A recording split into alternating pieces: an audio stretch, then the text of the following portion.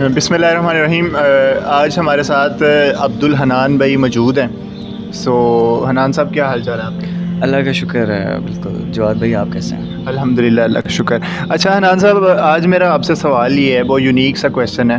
ٹھیک ہے کہ آج کل جو ہمارے لوگ ہیں، اسپیشلی یوتھ کی بات کر رہا ہوں، ٹھیک ہے، ان میں کہ ڈرے ہوئے ہیں اپنے فیوچر کے بارے میں کہ پتہ نہیں ہمارے فیوچر کے ساتھ کیا ہو جائے گا، جاب وغیرہ ملے گی یا نہیں ملے گی.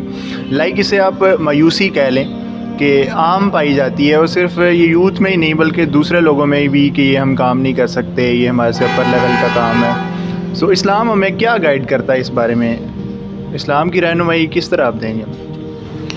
بہت شکریہ جواد صاحب.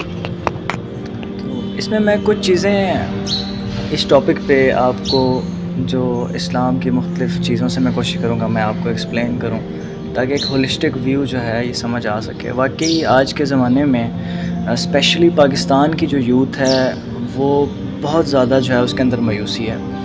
اس کی ایک جو میجر ریزن ہے وہ یہ ہے کہ ہر سال پاکستان میں لاکھوں نوجوان جو ہیں وہ جاب مارکیٹ میں آ رہے ہیں.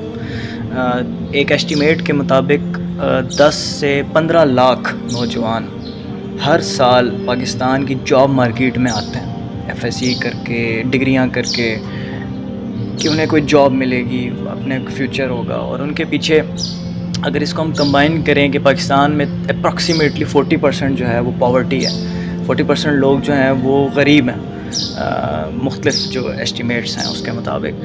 تو غربت میں جب لوگ یہ پلے بڑے ہیں، اور ان کا ساروں کی، ان کی فیملی کی جو امیدیں تھی وہ یہ تھی کہ یار یہ جب پڑھے لکھیں گے تو یہ کچھ نہ کچھ جاب کریں گے اور اپنے گھر کا نظام چلائیں گے.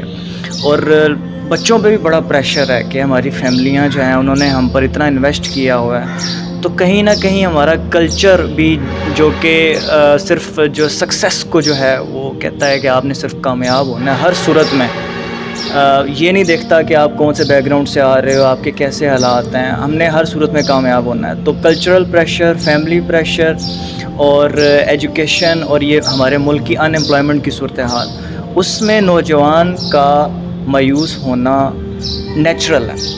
مایوس نوجوان ہوں گے، لیکن اسلام جو ہے وہ نوجوانوں کو بڑا بہترین گائیڈ کرتا ہے. اس میں اسلام سب سے پہلے کہتا ہے مایوسی کفر. اسلام میں جب اس چیز کو کفر کے ایکولنٹ کر دیا گیا ہے تو اس سے آپ اندازہ لگائیں کہ یہ کتنی بڑی مسٹیک ہے اور کتنی بڑی بیماری ہے جسے اللہ تعالیٰ نے مومنین سے دور کرنے کی کوشش کی گئی ہے.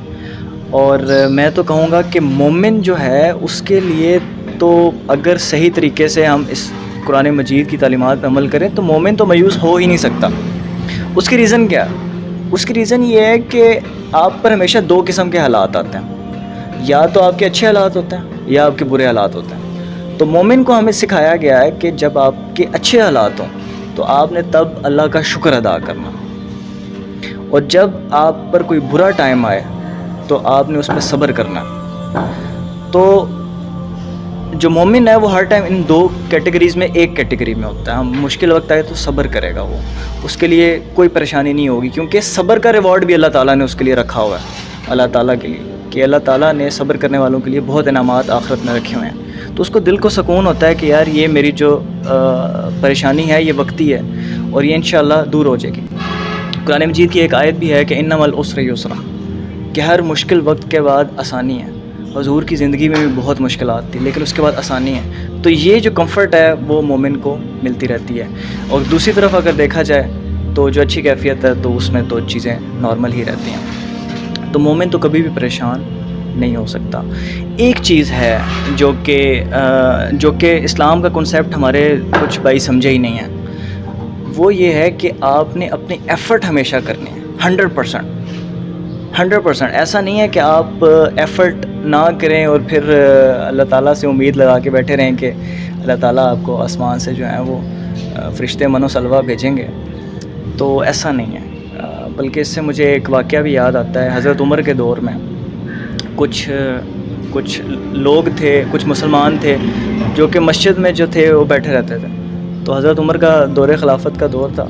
تو انہوں نے پوچھا کہ تم کون ہو، مسجد میں کیوں بیٹھے ہو، باہر جا کے کام کرو.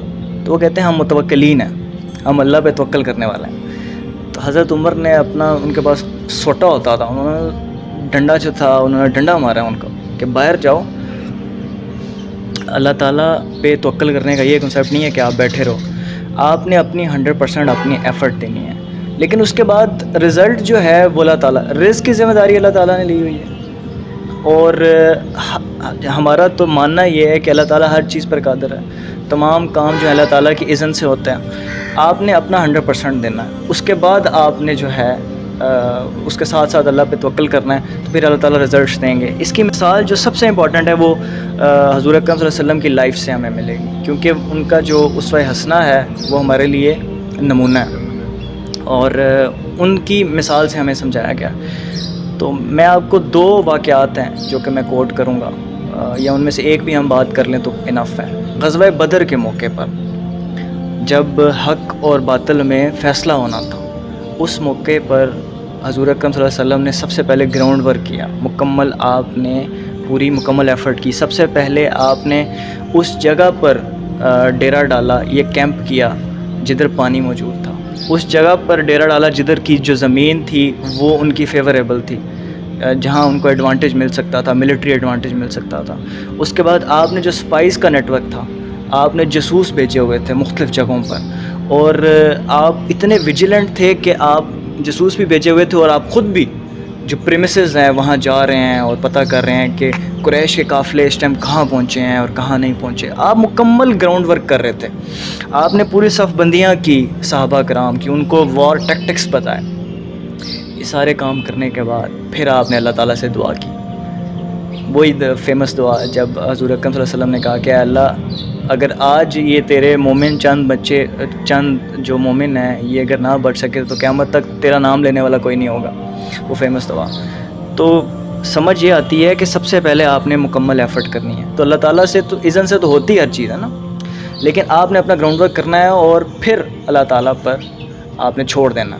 تو یہی نوجوانوں کو آج کا یہ ہے کہ آپ جدھر بھی پڑھ رہے ہیں, جدھر بھی ایفرٹ کر رہے ہیں, آپ مکمل کام کریں, اپنے پیپرز ہیں ان کی مکمل تیاری کریں, ریسرچ ہے اس میں مکمل ریسرچ کریں, کوئی بھی فیلڈ ہے اس میں جم کر فری لانسنگ جو بھی ہے آپ سیکھیں, محنت کریں 100%, پھر رزلٹس جو ہیں اللہ تعالیٰ پہ چھوڑ دیں.